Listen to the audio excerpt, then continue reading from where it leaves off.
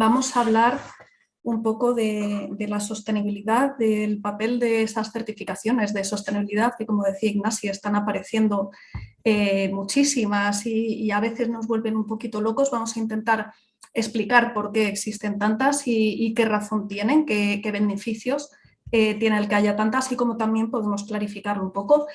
Vamos a hablar un poco de los ODS, que tiene mucho que ver, ahora lo veremos, con la cantidad de certificaciones de sostenibilidad que hay. Y vamos a intentar aterrizar todo este campo un poco en BIM. Os pido por adelantado un poco de disculpas, puesto que BIM no es un campo que yo domine ni muchísimo menos. Algo conozco, alguna incursión he hecho, pero si utilizo algún vocabulario un poco erróneo, espero que me lo perdonéis. No habrá problema.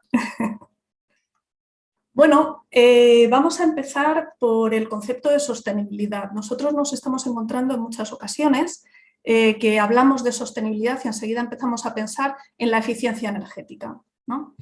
Y lo cierto es que la sostenibilidad es mucho más que solo la eficiencia energética. La sostenibilidad tiene que tratar de proteger y de preservar la naturaleza, pues fomentando la conservación de los recursos, reduciendo los impactos ambientales, protegiendo la biodiversidad. Aquí está la eficiencia energética, por supuesto, tanto en la conservación de recursos como en reducir el impacto ambiental, como en la protección de la biodiversidad. La eficiencia energética afecta en todos estos campos.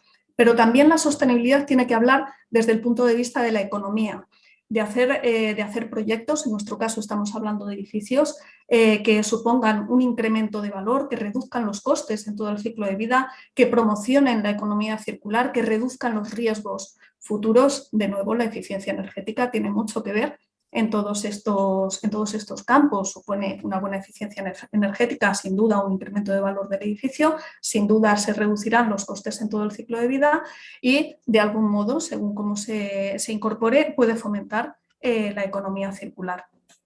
La tercera parte clásica de la sociedad, de la sostenibilidad, es la sociedad, ¿no? Generar edificios que protejan y mejoren la salud y el bienestar de los ocupantes, que promuevan también la participación, esta gobernanza de la que se habla, ¿no? Que ayuden a diseñar espacios inclusivos, no solo desde el punto de vista de accesibilidad, también desde el punto de vista social, espacios que acojan a todas las personas. Bueno, pues si nos fijamos, la eficiencia energética también tiene que ver y tiene mucho que decir en estos campos. ¿A dónde quiero llegar? No hay criterios puros en sostenibilidad, no hay criterios que sean exclusivamente ambientales, exclusivamente sociales, exclusivamente económicos. A lo mejor encontramos alguno concreto, pero va a ser la anécdota. En general, los criterios beben de todas estas áreas y no debemos perder ninguna de estas áreas. Cada vez más las herramientas de certificación, desde luego las que desde GBC impulsamos, que son verde desde el punto de vista, desde el campo más nacional, más español y de GNB, otra pata que añaden y que también es transversal a todas estas es la calidad, ¿no? El facilitar sistemas de control de calidad, un análisis, una perspectiva de ciclo de vida completo que nos permite entender mucho mejor el edificio y ser capaces de identificar dónde están los puntos débiles y corregirlos y dónde están los puntos fuertes y fomentarlos.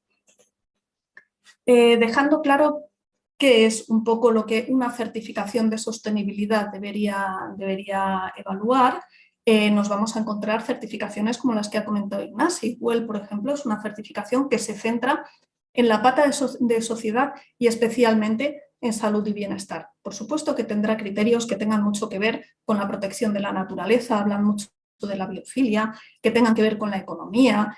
Al final un espacio confortable también repercute en la economía, pero se centra, su objetivo, su filosofía es centrarse en este aspecto de la salud y del bienestar. Así aparecen otras certificaciones que están centradas en la accesibilidad a los edificios. Por ejemplo, hay certificaciones como Cradle to Cradle que se centran en la economía circular. ¿Qué ocurre? Que la sostenibilidad es poliédrica. Lo ideal sería tratar de buscar un equilibrio en todas estas patas, pero probablemente haya momentos en los que uno de los aspectos nos interese más que otro, en los que a lo mejor tengamos más conocimientos en unos campos y menos en otro y necesitemos una ayuda, que al final es lo que son estas certificaciones de sostenibilidad, ayudas al diseño.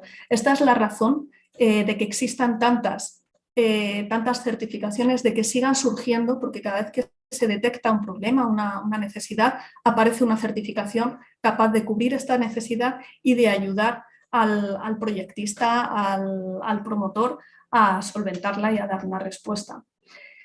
Me gustaría mostraros las diferencias entre los edificios certificados y los no certificados, la importancia de los datos, ¿no? Este es un estudio que hemos hecho desde GBC, basándonos en el concurso MAPEI, que premia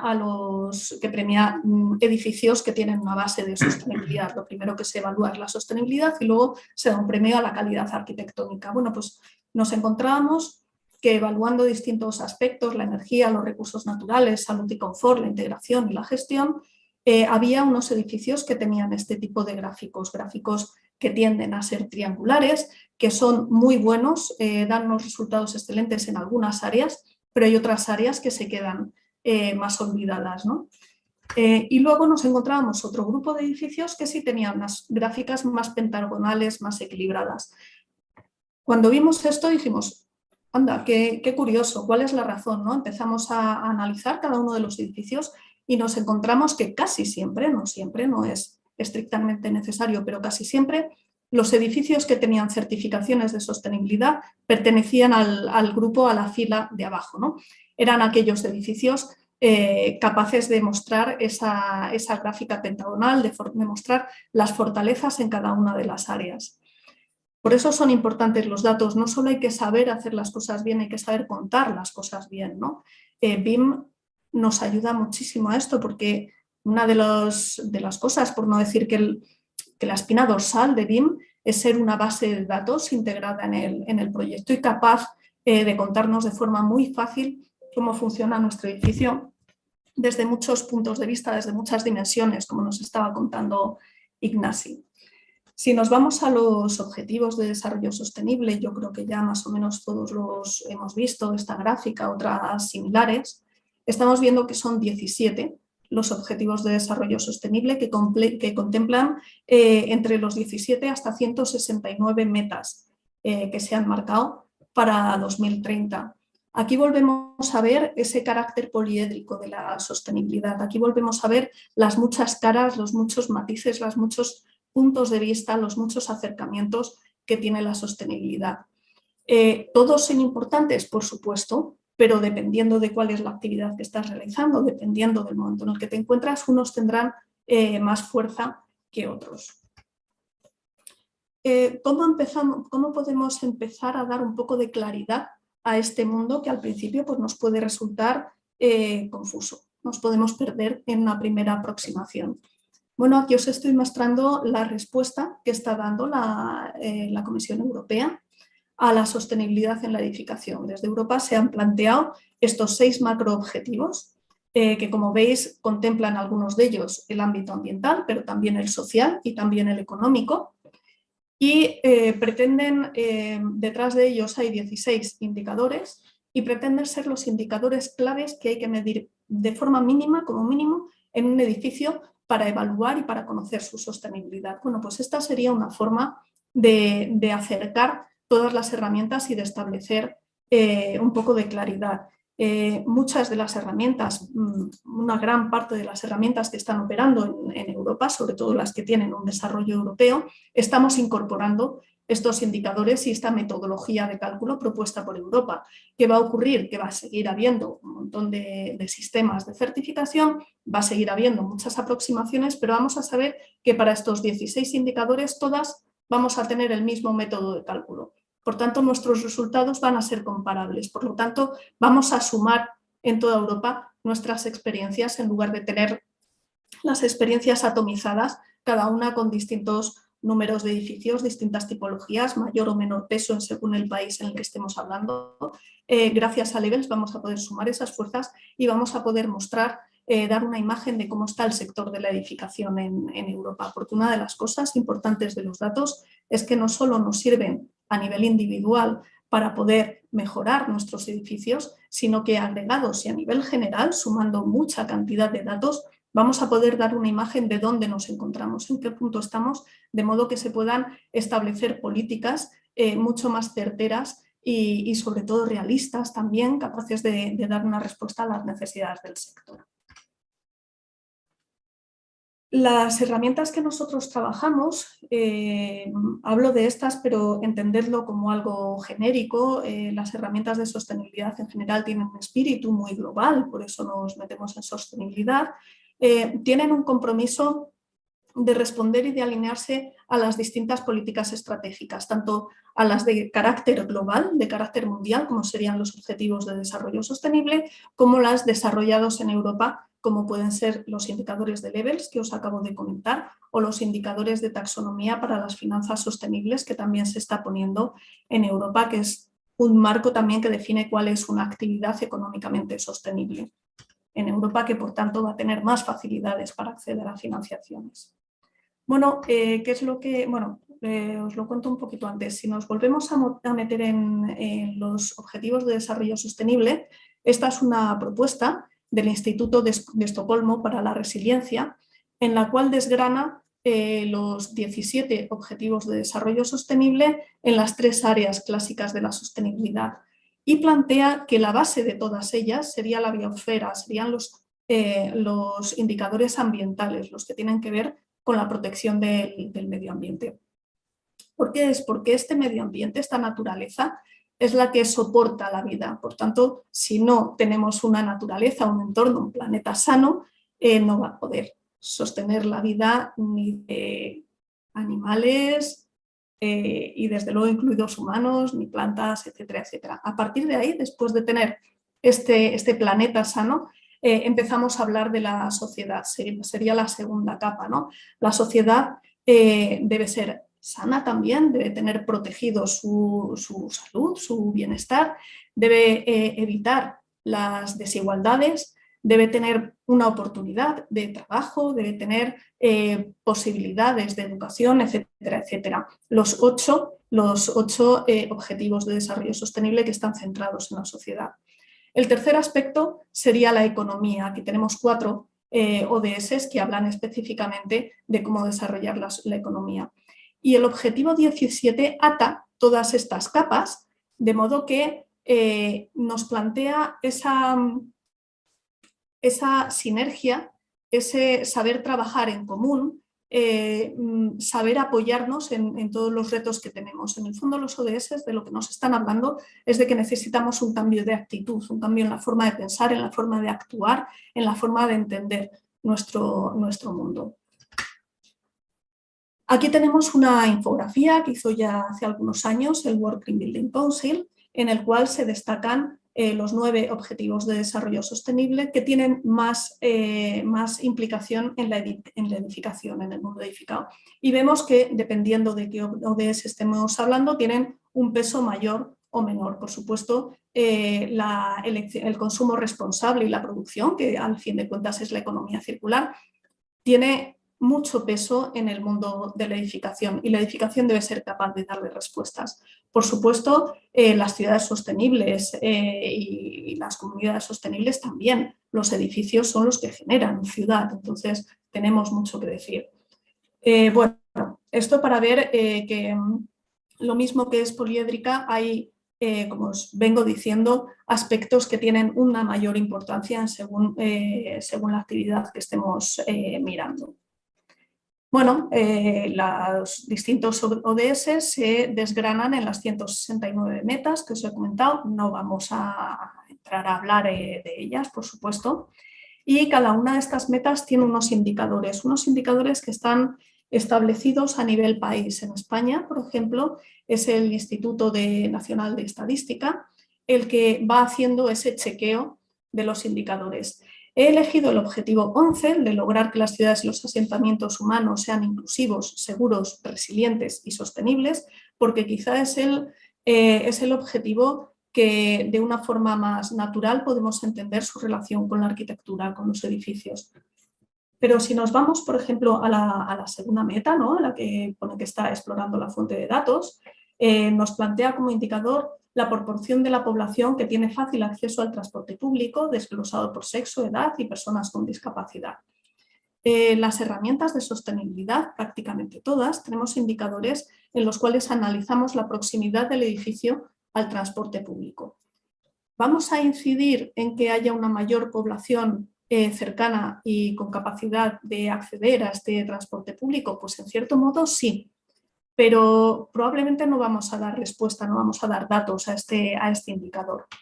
De modo que lo que hacemos las certificaciones es para cada criterio, cada uno de los criterios de los indicadores que evaluamos, desgranar cuál es la contribución que hacemos para las distintas metas de los ODS.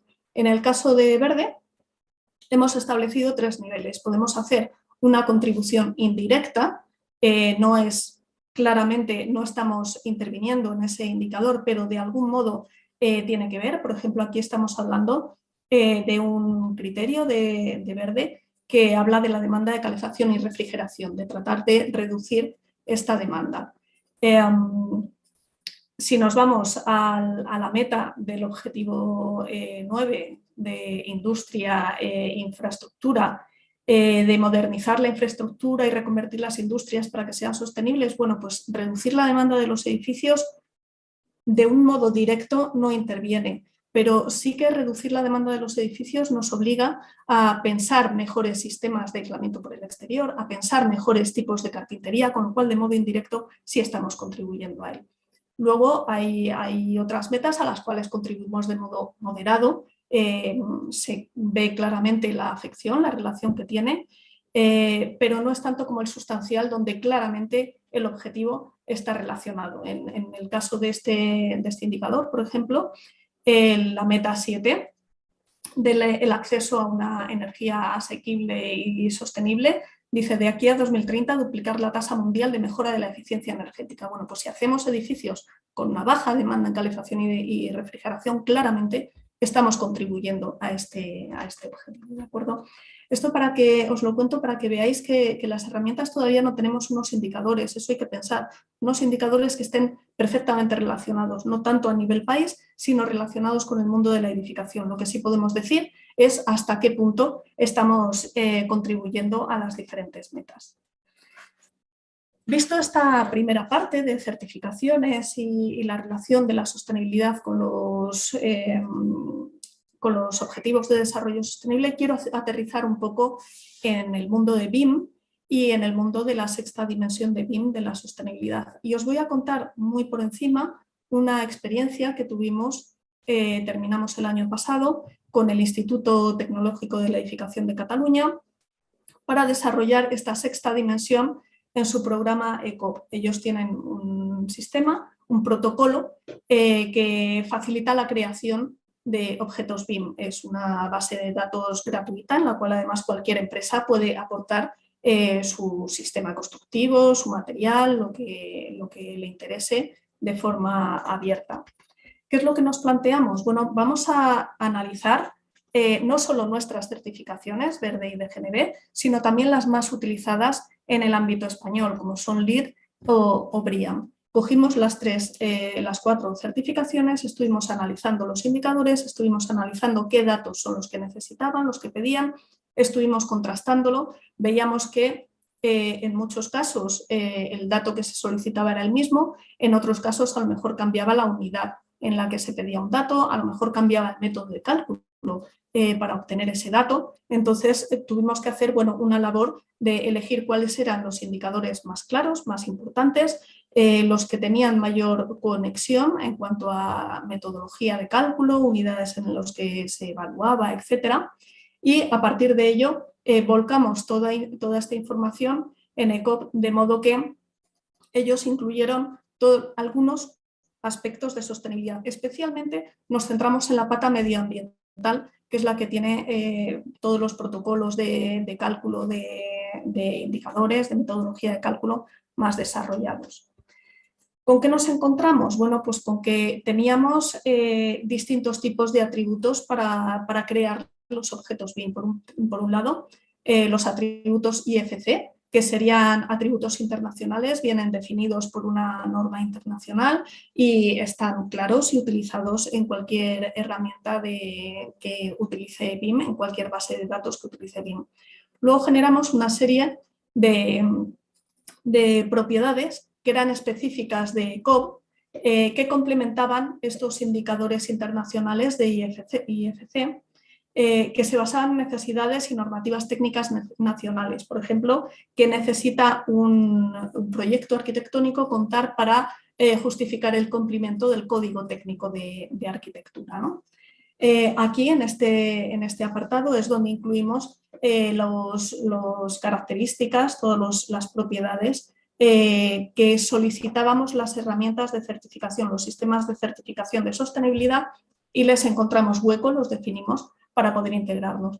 Por último, había una serie de propiedades que eran específicos del usuario. Pues si la empresa X, tampoco vamos a decir nombres, que hace, por ejemplo, aislamientos, quiere contar una característica específica de su aislamiento, tendrá que crear una propiedad específica para su material.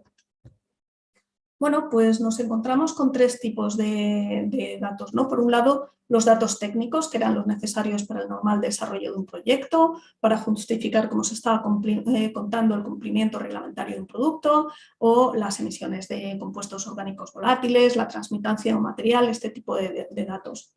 Otro tipo de datos que no eran técnicos en este sentido, no son necesarios para una justificación reglamentaria, pero sí los estábamos pidiendo de forma unánime las certificaciones de sostenibilidad. Por ejemplo, el índice de reflectancia solar de un material de acabado de cubierta para justificar si evita o no la isla de calor en las ciudades, en el entorno. Y por último, nos encontrábamos con datos que requerían un cálculo específico de proyecto, por ejemplo, el factor luz de día de una estancia. Aquí no depende tanto del material, pero el material que estás utilizando va a afectar en este factor luz de día. Entonces, una vez pudimos desgranar todo esto, acabamos generando estos tres paquetes de datos. Por un lado, estos datos técnicos, que serían, por ejemplo, la transmitancia térmica, el consumo eléctrico, que son propios del objeto, ¿vale? Vienen para cada fichero de biblioteca de un material de construcción, vienen ya dados por defecto estos indicadores. Luego tendríamos la sexta dimensión, los valores de impacto ambiental, que son específicos de los elementos que se colocan, ¿no? Y tienen un valor propio para cada elemento BIM y cada proyecto. Por ejemplo, la eficiencia energética no es la misma según el edificio en el que estemos trabajando. ¿Va a depender de los materiales que se utilicen? Sí, vamos a necesitar conocer la transmitancia térmica, pero va a ser necesario hacer un cálculo, como el factor luz de día que os comentaba antes, para conocer cuál es una simulación energética, para conocer cuál es la eficiencia energética del edificio que estoy proyectando. Y por último había otros datos que eran las acreditaciones ambientales. Pues, por ejemplo, todas las declaraciones ambientales de producto que traen los materiales en las cuales hay una cantidad de información ambiental muy importante, o otro tipo de ecoetiquetas que también aportan información a los materiales. Todo esto se complementaba en el formato ECOP y de hecho hemos tenido después otras iniciativas con inmobiliarias que estaban tratando de establecer para sus trabajos, para sus proyectos, una metodología de trabajo para integrar la sostenibilidad en BIM y nos basábamos en esta base de datos que creo que podía ser bastante útil.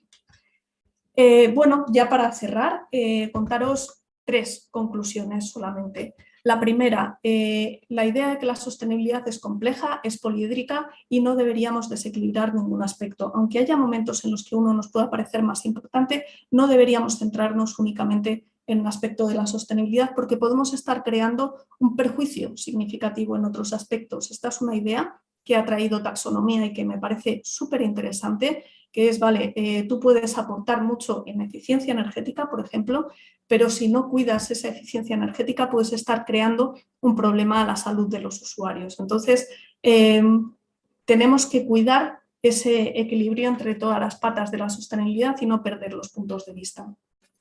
La segunda idea es que los certificados de sostenibilidad ayudan a lograr este equilibrio y sobre todo a aportar indicadores, nos ayudan a entender, a cuantificar y a analizar cómo funciona nuestro edificio o nuestro proyecto.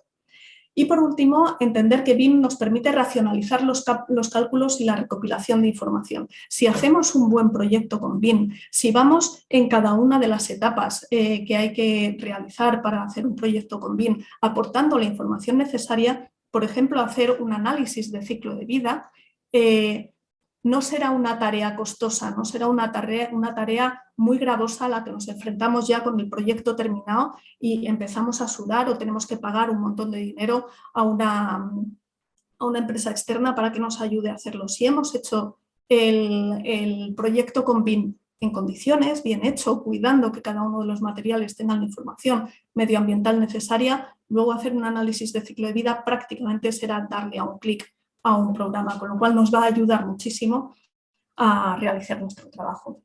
Y con esto cierro y espero que os haya interesado. Muchas gracias.